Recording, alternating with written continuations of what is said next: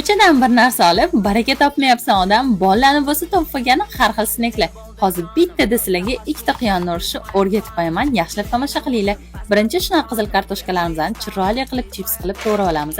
Muzli suvga 1 soatga solib qo'yamiz. Keyin qaynab turgan suvda 1 minut qaynatib olamiz.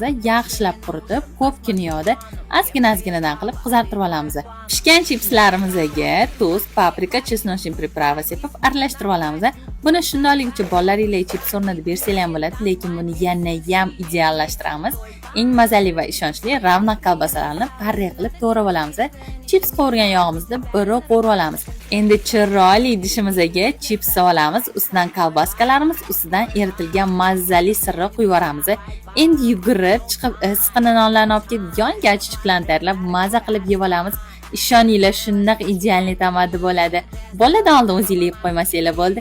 Yeslicha kelinglar, mehmon bo'lib ketasizlar.